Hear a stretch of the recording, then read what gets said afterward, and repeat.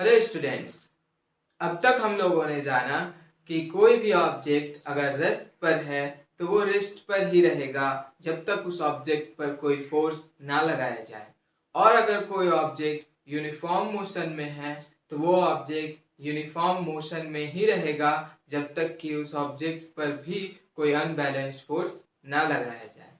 Galileo के experiment से भी यही साबित होता है। अब हम लोगों को किसी भी ऑब्जेक्ट पर अप्लाई होने वाले फोर्स और उस ऑब्जेक्ट के मोशन के बीच के रिलेशन को समझना था, और वो ग्रेट साइंटिस्ट न्यूटन ही थे जिन्होंने किसी भी ऑब्जेक्ट के मोशन और उस ऑब्जेक्ट पर अप्लाई होने वाले फोर्स के बीच के रिलेशन को बताया था। उन्होंने किसी भी ऑब्जेक्ट के मोशन और उस पर अप्लाई होने वाले फोर्स के बीच के रिलेशन को समझाने के लिए 3 लॉज दिए, और ये 3 laws Newton's laws of motion कहलाता है। तो आइए हम लोग न्यूटन्स का फर्स्ट लॉ ऑफ मोशन को जान लेते हैं। न्यूटन्स फर्स्ट लॉ के अकॉर्डिंग कोई भी ऑब्जेक्ट अगर मोशन में है तो वो कंटिन्यूअसली यूनिफॉर्म मोशन में ही रहेगा, और अगर कोई ऑब्जेक्ट रेस्ट पर है तो वो ऑब्जेक्ट कंटिन्यूअसली रेस्ट पर ही रहेगा तब तक कि जब तक उस ऑब्जेक्ट पर कोई अनबैलेंस्ड एक्सटर्नल फोर्स ना लगाया जाए। It means according to Newton's first law a body or object remains at rest or remains in the state of uniform motion until and unless an external force is applied on it. So we will write it. It states that a body continues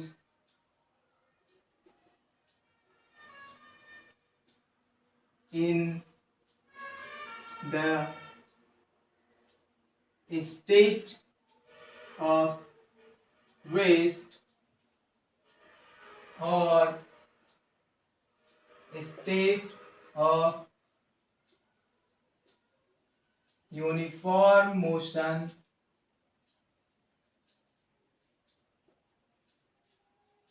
in a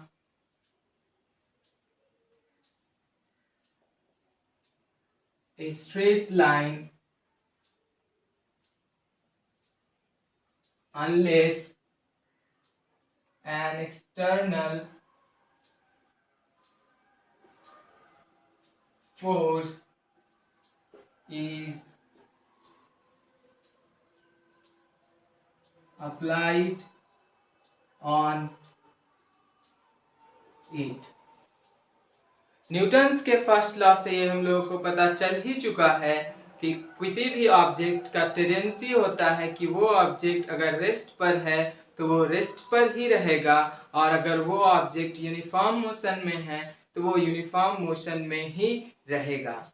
इस tendency को हम लोग inertia कहते हैं, और इसी वजह से Newton's first law law of inertia कहलाता है, क्योंकि न्यूटन्स फर्स्ट लॉ किसी भी ऑब्जेक्ट के इनर्शिया को एक्सप्लेन करता है। So we will write Newton's first law is also known as law of inertia.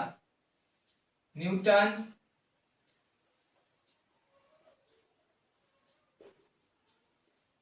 First law of motion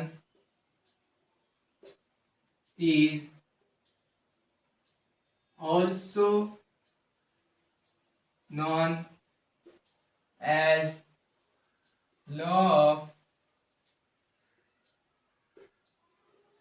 inertia. Students, inertia के बारे में हम लोग डिटेल्स में अपने नेक्स्ट लेक्चर में पढ़ेंगे। आज के इस लेक्चर में इतना ही। तो तब तक के लिए खूब पढ़िए और अपने परिवार के साथ साथ अपने देश का भी नाम रोशन कीजिए। जय हिंद।